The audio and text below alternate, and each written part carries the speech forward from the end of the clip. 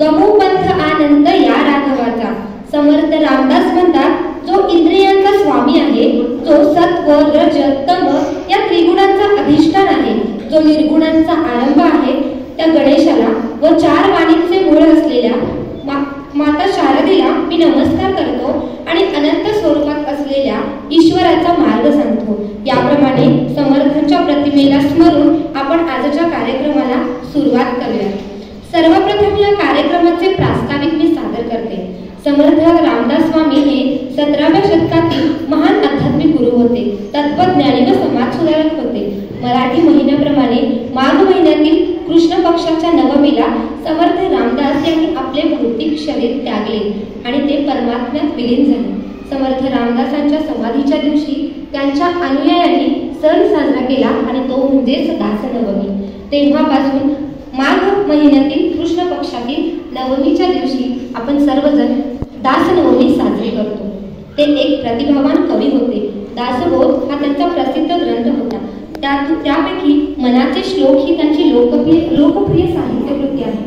या दिवशी अनेक लोक उपवास करतात, समर्थ रामदासांच्या मंदिरांना भेट देतात, त्यांचे स्मरण करतात, दासबोधाचे वाचन करतात. त्यांनी केलेले उपदेश लोकांपर्यंत पोहोचवण्यासाठी विविध सामाजिक आणि सांस्कृतिक कार्यक्रमांचे आयोजनही करतात. त्याचप्रमाणे आज आपणही आपल्या शाळेत दासनवमी साजरी करणार आहोत. एवढे सांगून मी माझे प्रास्ताविक थांबवते. सगळ्यात महत्त्वाची गोष्ट म्हणजे आजच्या प्रमुख पाहुण्यांचे स्वागत. मंगलाचे भक्त आम्ही मंगलाचा ध्यास उरी, मंगलाचे भक्त आम्ही मंगलाचा ध्यास उरी, स्वागताच्या सोहळ्याचे आपण सर्व वारकरी, स्वागताच्या सोहळ्याचे आपण सर्व वारकरी. या मंगल प्रसंगी आजच्या कार्यक्रमासाठी प्रमुख पाहुणे म्हणून आपणास लाभले आहेत माननीय श्री वेदमूर्ती राजेश लक्ष्मण जोशी यांचे मी शाळेच्या वतीने शब्दसुमनाने स्वागत करते आणि आपल्या शाळेचे मुख्याध्यापक माननीय श्री मिर्झे सर यांना विनंती करते की त्यांनी प्रमुख पाहुण्यांना पुष्पगुच्छ देऊन त्यांचे. माननीय श्री राजेश लक्ष्मण जोशी, मला सांगण्यास अत्यंत आनंद होतो की त्यांचे प्राथमिक शिक्षण हे श्रीहरी विद्यालयात झाले आहे. या अर्थी ते आपल्या शाळेचे माजी विद्यार्थी आहेत. प्राथमिक शिक्षणानंतर लगेचच त्यांनी महाराष्ट्र राज्यातील सातारा येथे वेद शिक्षणाला सुरुवात केली. सुमारे 12 वर्ष त्यांनी हे शिक्षण घेतले. सातारा येथील पाठशाळा व तेथील गुरुजी हे खूप नामांकित आणि प्रसिद्ध आहेत. त्यानंतर ते उगारला येऊन स्थानिक झाले. त्यानंतर ज्योतिषशास्त्राचेही त्यांनी शिक्षण घेतले. ते श्री दत्त मंदिर येथे लोकांना मुहूर्त वगैरे काढून देतात, यज्ञ कामातही मदत करतात. त्यांचा हा व्यवसाय अत्यंत उत्कृष्टपणे चालला आहे. उगार खुर्द येथील श्री दत्त मंदिराची स्थापना त्यांचे आजोबा वंदनीय श्री अवधूत वासुदेव फडके यांनी केली आहे. त्यांचे थोरले बंधू माननीय श्री रोहित हे परगावी बँकेत नोकरी करतात. माननीय प्रमुख पाहुण्यांचा विवाह याच वर्षी झाला आहे आणि सांगण्यास अत्यंत आनंद होतो की त्यांच्या पत्नी सुद्धा उगार खुर्दच्याच आहेत आणि त्याही आपल्या शाळेच्या माजी विद्यार्थिनी आहेत. आणखी व तत्कालीन उगार महिला मंडळाच्या अध्यक्षा सौ स्मिताताई शिरगावकर यांनी त्यांचे खूप कौतुक केले होते. असे अभ्यासू मनमिळावू व्यक्तिमत्व आज आपल्या कार्यक्रमासाठी प्रमुख पाहुणे म्हणून लाभले आहेत, हे आम्ही आमचे भाग्य समजतो. त्यानंतरचा मुख्य कार्यक्रम समर्थांचे मनाचे श्लोक म्हणे. समर्थांच्या मनाचे श्लोक हे लोकांच्या मनावरती नियंत्रण ठेवण्यासाठी आणि चांगल्या विचारांना प्रोत्साहन देण्यासाठी मदत करतात आणि हेच विचार जोपासण्यासाठी आपल्या शाळेमध्ये मनाचे श्लोक घेतले जातात. त्यापैकी 1 ते 10 मनाचे श्लोक इयत्ता पहिलीचे विद्यार्थी आपल्यासमोर सादर करणार आहेत. त्यासाठी मी इयत्ता पहिलीच्या विद्यार्थ्यांना आमंत्रित करते.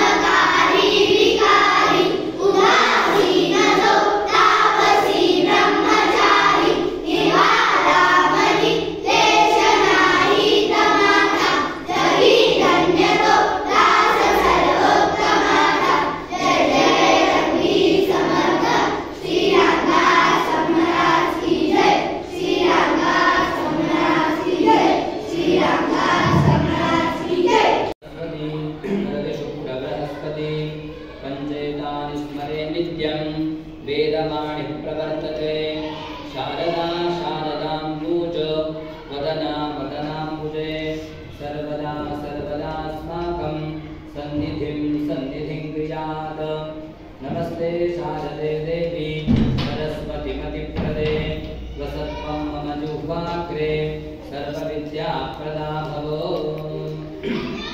श्री समर्थ रामदास स्वामी महाराज की जय। दशा प्रणाम करू सर्व मुख्याध्यापक सर्व वर्ग शिक्षकांना प्रणाम करू बसायचे 4 शब्द सांगायचा प्रयत्न करतो।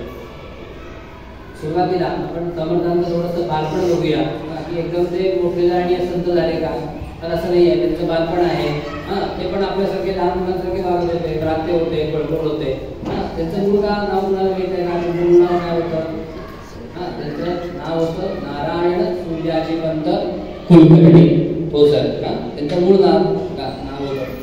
ते लहानपणी आपल्यासारखे सगळे भ्राते होते, बळबळ होते। आपण लहानपणी कसं दंगा करतो तसं ते दंगा करायचे।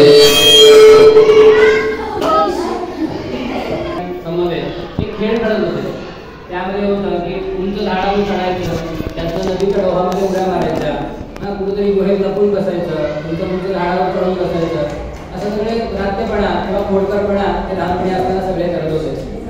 त्यांच्या आईवडिलांना पण खूप चिंता व्हायची, हा लहानपणी जितका खोडकर आहे तर पुढं कसं व्हायचं आणि याचं पुढे जीवन कसं व्हायचं। इतकं लहानपणी असताना त्याच्या आईवडिलांना चिंता व्हायची, इतकं ते भ्राते आणि खोडकर होते।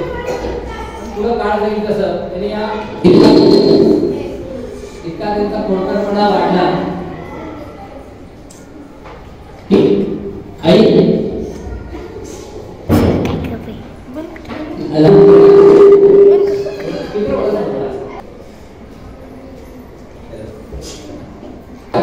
इतका वाढला एक दिवस तिथे सगळ्या त्याच्या बालमित्र आपल्यासारखे एकत्र बसले आणि लहानपणी असताना त्यांच्या आईकडे त्याला गोष्ट सांगायची।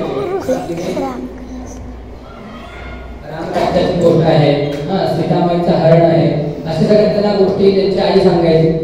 त्यामध्ये आईने त्याला लंका धरणाची गोष्ट सांगितली होती। हनुमंताला कशी रावणाची लंका सगळी कशी दहन केली अशी त्यांना गोष्ट त्यांच्या आईने सांगितली होती। सगळे विद्यार्थी मिळून सगळे त्यांचे गण मिळून लंका दहनाचा खेळ खेळायचा ठरवला। मग ते काय केलं असेल, लंका दहन म्हणजे काय केलं तर आपण बघतो की गोठा असतो, त्यात गाई गुरं म्हशी असतात, तर त्यांच्या खाद्यपदार्थासाठी भरपूर चारा बांधून ठेवलेला असतो, वैरण सगळे एकत्र करून ठेवलेली असते। त्यामुळे असं झालं की खेळता खेळता आपल्या धोत्राच्या पंचाला आग लावली आणि ते लंका दहन मारुती सरकार जाऊन त्या गवताच्या पेंडीवर जाऊन बसले। त्यामुळे काय झालं, सगळी गवताची पेंडी रावणाची लंका जशी जळाली तशी सगळ्या ती गंज जळून गेली। त्यांना तो आनंद झाला की बाबा आम्ही रावणाची लंका जाळली तसं आम्ही पण इथं या लंका दहनाचा कार्यक्रम केला। पण तो त्यांच्यासाठी प्राप्ती होता। ते सगळे कंप्लेंट घेऊन घरी त्यांच्या घरी आले, बाबा तुमचा मुलगा खूप वांड झालाय, आता हे सगळं तो नाचधूस करतोय, सगळ्या बाकी मित्रमंडळांना पण बिघडत चाललाय, असे त्यांचं लहानपण सगळं असं होतं समर्थांचं। मग त्यामध्ये एक दिवस असं झालं की आता तू जर असंच वागत राहिला तर तुझं लग्न करून टाकणार, असं त्याच्या आईने त्यांना धमकी दिली की बाबा असं वागत असेल तू तर तुला आता कुठल्या तरी बंधनात बांधून ठेवलं पाहिजे। मग त्यामध्ये त्यांना ते साक्षात्कार करून झाला की ते असेच एका ठिकाणी बसलेले असताना त्यांना मारुती याचा किंवा साक्षात प्रभू रामांचा साक्षात्कार झाला की तू या सगळ्या कामासाठी बनलेलं नाही आहेस, तुझी शक्ती आहे, तू असा काहीतरी कार्यामध्ये नाश करू नको, तुला काहीतरी वेगळं कार्य करायचं आहे। म्हणून ते कार्य करण्यासाठी प्रवृत्त झाले। त्यांना रामाचा किंवा हनुमान प्रभूंचा साक्षात्कार झाला, म्हणून ते बालपणी या काहीतरी चांगल्या कार्यासाठी लागले। मग या पूर्ण या सगळ्यापासून ते विरक्त झाले की पुन्हा एकटे राहायचे, मग उपासना करायचे, त्यामधलं साधना करायचे, तप करायचे, असं ते वेगळं करू लागले। मग त्यामध्ये त्यांनी प्रामुख्यानं 3 देवांची उपासना केली। त्यामध्ये आहे सूर्य, मारुतीराया आणि भगवान श्री रामचंद्र प्रभू। या 3 देवांना त्यांनी का उपासन त्यांचं केलं तर सूर्याकडनं त्यांना तेजाची प्राप्त झाली। म्हणजे सूर्य बघा रोज दिनचर्या कशी असते, आपण सूर्य उगवला की उठतो आणि जसा मावळेल तसा आपली दिनचर्या आपण संपून टाकतो। त्याप्रमाणे सूर्यासारखं राहता आलं पाहिजे की रोज त्याच वेळी उठणं आहे, त्याच वेळी ते कार्य करणं आहे। तर आज रविवारी आपण सुट्टी आहे म्हणून आपण जेव्हा 8 उठलोय असं नाही करायचं. रोज ज्यावेळी शाळा असताना तुम्ही उठता सकाळी 6 वाजता त्यावेळी दिनचर्येप्रमाणे वागता यायला हवं. म्हणून तरी सूर्याची उपासना आपल्या रामदासांनी ती प्रवृत्ती केली लोकांसाठी की तुम्ही दिनचर्येप्रमाणे वागा. जसं सूर्य उगवते तसं तुम्ही त्याच्या आधी उठलं पाहिजे. तुमचं नित्य अन्नी काय तर त्याच्या आधी सगळं सुरू झालं पाहिजे. त्यामुळे सूर्याची उपासना किंवा सूर्य नमस्कार तरी त्यामध्ये आपल्या बालमित्रांना किंवा त्यांच्या सगळ्या प्रवृत्ती करणाऱ्या प्रत्येक त्यांच्या समर्थ भक्ताला रामभक्ताला त्यांनी प्रवृत्त केलं की आधी सूर्य नमस्कार करा. नंतर मारुती उपासना त्यांनी का केली तर मारुती हा शक्तीचा आणि भक्तीचा असा एकत्रित संगम आहे. म्हणजे फक्त त्यांच्याकडे शक्ती आहे का तर असं नाही, त्यांच्याकडे भक्ती सुद्धा आहे. आपण आता बघतो की बऱ्याच जणांकडे शक्ती भरपूर असते, बराच असतात, व्यायाम करतात आणि उगाच ते टीव्हीवर दाखवण्यापुरतं त्यांचं शरीर दाखवतात, त्यांचा काहीच उपयोग नसतो आहे. पण जी शक्ती आहे ती चांगल्या कामासाठी त्याचा वापर व्हावा यासाठी मग मारुतरायाची त्यांची उपासना केली. ती चांगली शक्ती यावी आणि ती चांगली शक्ती आहे ती चांगल्या कामासाठी वापरली जावी म्हणून त्यांनी मारुतरायाची उपासना केली. आणि रामचंद्र प्रभू बाकी संत मंडळी तुम्ही बघत असाल की तुकाराम महाराज आहेत, संत ज्ञानेश्वर आहेत, त्यांनी विठ्ठलाची उपासना केली की विठ्ठलाची नामसंकीर्तन केलं, त्यांची भजन कीर्तन गायली. पण मग रामदासांनी रामासारखं दैवत्व वेगळं का निवडलं तर बाकी सगळ्यांचं त्यांना आक्षेप आहे की तुम्ही सगळे चालले ते वाट सोडून तुम्ही रामाच्या भक्तीकडे का सगळ्यांना वळवताय.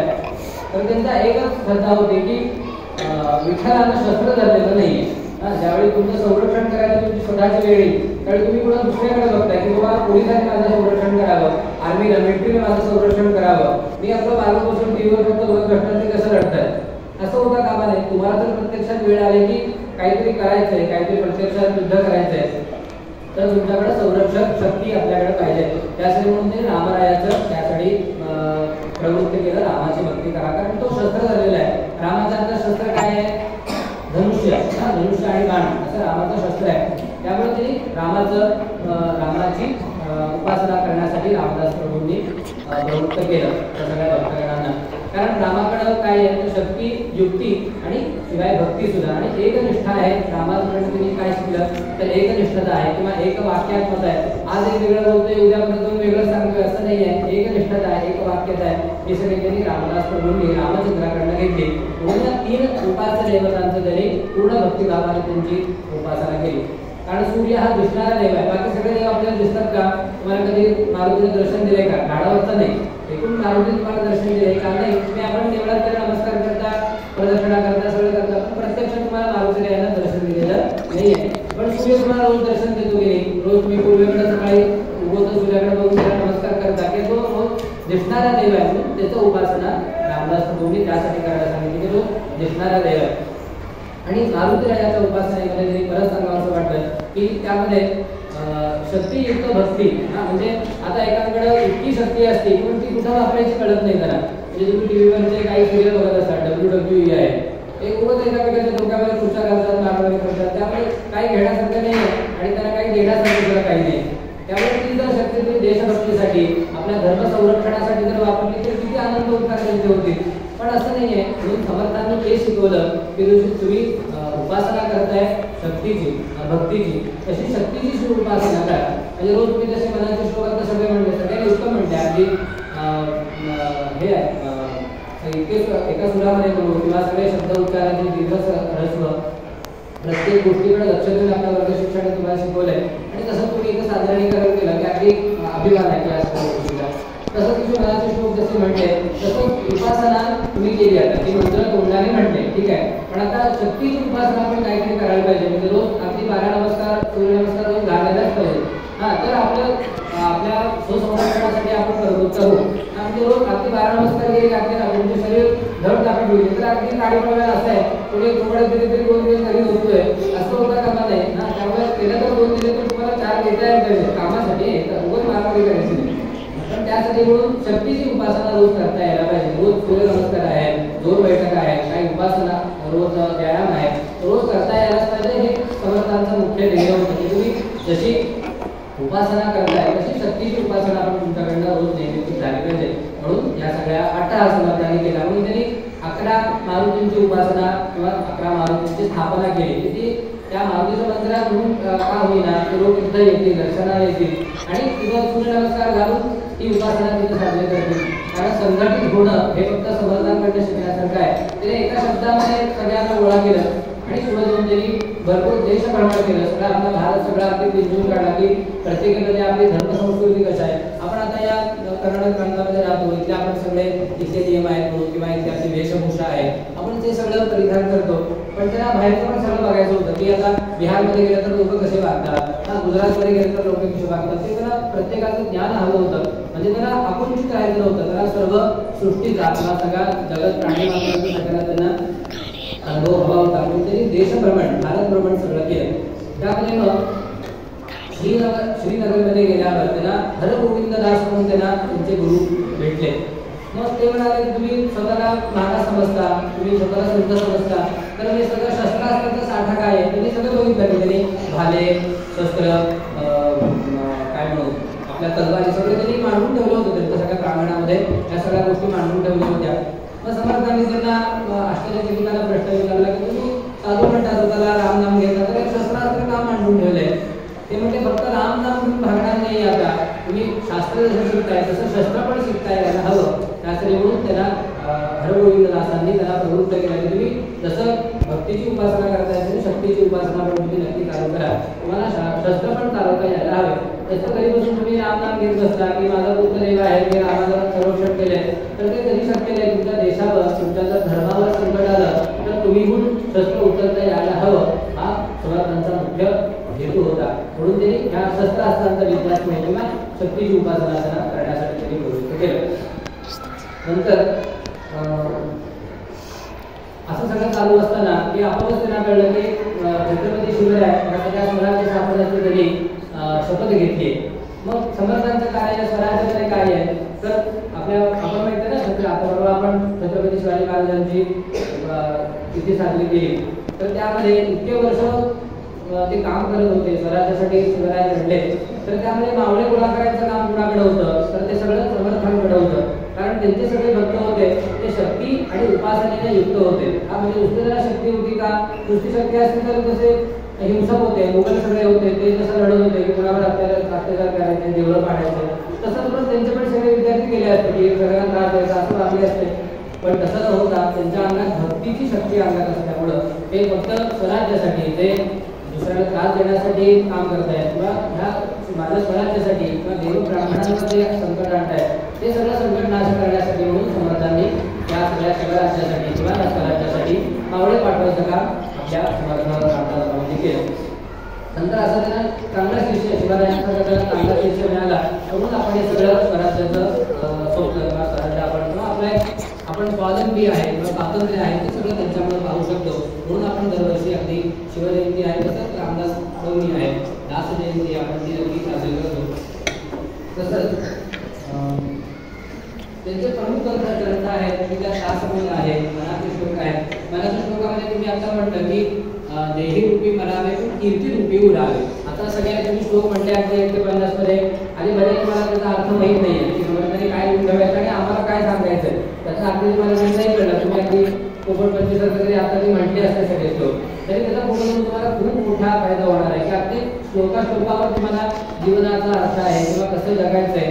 अगदी मनुष्य म्हणून तुम्हाला अगदी भले विद्यार्थी असू दे, तुमच्या अगदी काय म्हणून हायर एज्युकेशन जरी झालं नाही तरी नागरिक म्हणून भारताचा नागरिक म्हणून कसं जगायचं हे शिकवण्यासाठी या प्रत्येक दासबोधातला एक मंत्र एक श्लोक तुम्हाला अगदी पुढे जाऊन उपयोगी ठरणार आहे. त्यामुळे फक्त हे जे मनाचे श्लोक आहेत ते शाळेपुरते वर्गाने ठेवू नका. म्हणजे काय, रोज एक तरी श्लोक मनाचा म्हणायचा, मनाचा श्लोकापैकी एक तरी श्लोक घरी गेल्यावर म्हणायचा. नाही तर शाळेत पहिली शिकवले, शाळा संपली, घरी दप्तर ठेवून टाकले सगळं संपलं, असं उत्तर करणार नाही. घरी गेल्यावर शिकवण्याचा भाग तुम्ही ग्रहपाठ कसा करता, होमवर्क कसं करता, त्याप्रमाणे याच्यातले एखादा का होईना तुम्हाला श्लोक अगदी रोज म्हणता यायला हवा. रोज सगळ्यांनी कटिबद्ध यायचं. त्यामध्ये रोज दोन उपासना काय करायचं तर सूर्य नमस्कार झाला ना, सगळे रोज सूर्य नमस्कार सगळ्यांनी सूर्य नमस्कार घालता यायलाच पाहिजे. जसं देह आहे असं म्हणते ना की देह जर चांगला राहिला तर तुम्ही धर्म कार्य किंवा आणखी शिक्षण चांगले घेऊ शकता.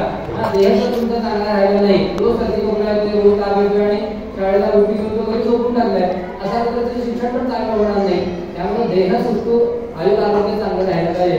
त्यासाठी म्हणून सूर्य नमस्कार नक्की नवीन सरकार सगळ्यांनी घालायलाच पाहिजे. म्हणून या सगळ्या दासभूमीचा अर्थ असा आहे की काहीतरी करण्यासाठी प्रवृत्त व्हायला हवं. कारण समर्थांचं ध्येय ध्येय बघा त्यांचं 4थ्या वर्षी ठरलं होतं की मला जीवनामध्ये काय करायचंय. त्यांनी काय म्हटलं होतं, चिंता करीतो विश्वाची. म्हणजे माझ्या घरापुरतं माझी बायको आहे, माझा मुलं आहे, माझा परिवार आहे, सगळं एवढं नाहीये. त्यांची चिंता होती किंवा त्यांचं कार्य होतं ते सगळं विश्वाच्या कल्याणासाठी म्हणून ते प्रवृत्त केलं. त्यासाठी त्याने एकच वाक्य होतं की चिंता करीतो विश्वाची.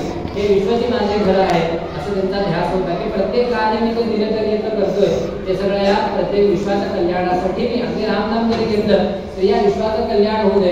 कल्याण म्हणजे काय, आपल्याला माहिती असतं भाषेमध्ये काय, चांगला पाऊस पडू दे, शिक्षण आम्हाला चांगलं मिळू दे, आयुर्वेद आरोग्याची सेवा आम्हाला चांगलं मिळू दे, आणि आमच्याकडनं काहीतरी दिनचर्येमध्ये धर्मकार्य किंवा आपल्या भारत देशाला समृद्ध करण्यासाठी माझा काहीतरी जीवनातला काळ व्यतीत होऊ दे. हे म्हणजे आपल्यासाठी मिळालेलं चांगलं वरदान आहे. म्हणून या सगळ्या जयंतीचा किंवा या सगळ्या आपण केलेल्या कार्यक्रमाचा अर्थाच आहे. त्याच्यानंतर शक्तीच्या उपासनेमध्ये अजून एक सांगावं वाटतं की त्यांनी जशी 11 मारुतींची स्थापना केली तसं प्रत्येकाला एक एक शिष्य नेमत गेले. इथं उपासना चालू करायचे, इथपासून तो रोज कार्य तो इथं संबंध करायचा असं जोडत गेले आणि सगळ्या देशभ्रमण त्यांनी संपूर्ण केलं. असे आपले रामदास स्वामी महाराज होते. आणि शेवटी त्यांनी सज्जनगडावर त्यांनी आपली समाधी घेतली. त्यामध्ये बरेच जण त्यांचे शिष्य होते, बरेच मोठे कलाकार होते. त्यांनी या सगळ्या त्यांनी केलेल्या कामाचं त्यांनी सार्थक केलं आणि आता सुद्धा ते कार्य पूर्ण करतायत किंवा त्यामध्ये 100% योगदान देत आहेत. त्यामुळं या समर्थांचा कीर्तरूपी मागे उडा म्हणजे काय, तर आपण त्यांचं पूजन करतो. आता त्यांना त्यांची समाधी घेऊन किती वर्ष झाली सांगा बघू, 450 वर्ष त्यांची समाधी घेऊन झाली. तर त्या आपण ते देहरूपी आपल्यामध्ये नसते तरी त्यांची कीर्ती किती आहे बघा. त्यांनी येऊन बोललेले मला तुम्ही अजून सुद्धा म्हणताय. त्यामुळे त्यांनी केलेल्या कार्याचं हे उत्तम उदाहरण आहे की ते देहरूपी तरी आपल्यात नसले तरी ते कीर्तीरूपी आपल्यापाशी आपल्या हृदयामध्ये आपल्या सगळ्या भारतीय संस्कृतीमध्ये अजून साठवून आहे. म्हणून त्यांचं उपासना आहे, कारण ते ध्येयाला धरून येते. त्यांचं ध्येय इतकं पक्कं होतं की मला जीवनामध्ये काय करायचंय हे आधीच त्यांनी ठरलेलं असल्यामुळं रोज कोणतरी काय म्हणते त्याप्रमाणे न जगता शेवटपर्यंत एका ध्येयाला धरूनच ते शेवटपर्यंत जगले किंवा त्यांचं सगळं ध्येय त्यांनी सार्थक केला. म्हणून आपण या सगळ्या रासनोबीचं आपण संघटन करतो. ही संघटनेमध्ये भरपूर शक्ती आहे. एखादं काम असेल ना ते एकटा करू शकतो का नाही, तर टीम वर्क आपण म्हणतो की त्या सगळ्यांनी मिळून काम करायचं तरच ते काम संघटित होतं. तर त्याला रामदास स्वामींनी समर्थ संप्रदाय म्हणून त्यांनी नाव दिलं की राम कार्य करायचंय, रामासारखं काहीतरी कार्य करायचंय तर तुम्हाला संघटित राहायला हवं. समोर येणारे तर 10 जण असतील आणि तुम्ही एकटे लढत असता तर तुम्ही कुठेही पुढे पडणार नाहीये. त्यामुळे ते जसं 10 असतील तर तुम्ही 100 जण एकत्रित झालं पाहिजे सगळं कार्य करण्यासाठी. म्हणून या सगळ्या कार्याची पूर्तता सिद्धता आहे. खूप अभिनंदन आहे की माझ्या शाळेत बोलवलं गेलं किंवा प्राध्यापक सरांचे पण मी खूप आभार मानतो. बरेच लहानपणीच्या माझ्या सगळ्या अगदी जुन्या आठवणी सगळ्या जाणून झाल्या की बरेच वर्ष शाळेत यायचा पण येऊन मला आनंद होता आणि या कार्यासाठी म्हणून किंवा सगळ्या कार्यक्रमाला अनुसरून मला बोलवलं गेलं. आणि मला म्हणून की मलाच अभिमान आहे या सगळ्या शाळेचा किंवा या सगळ्या वर्ग शिक्षकांचा की ते योग्य मार्गदर्शन या सगळ्या विद्यार्थ्यांना या सगळ्या पुढच्या पिढीला करतायत. तर या सगळ्या सगळ्यासाठी मला प्रणाम.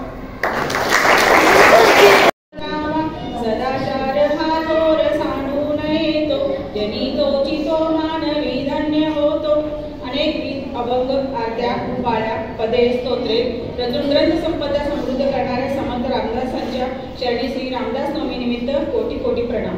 आता पारितोषिक वितरणाचा कार्यक्रम. दसरा सुट्टीत मुलांना घरी अभ्यास दिला जातो. जास्तीत जास्त चांगला अभ्यास केलेल्या मुलांना बक्षीस दिले जाते. आजच्या कार्यक्रमाचे अध्यक्ष वेदमूर्ती श्री राजेश लक्ष्मण जोशी यांना मी अशी विनंती करते की त्यांनी आपल्या शुभ हस्ते यशस्वी विद्यार्थ्यांना बक्षिसे प्रदान करावीत. सुट्टीतील अभ्यासात क्रमांक मिळवलेले विद्यार्थी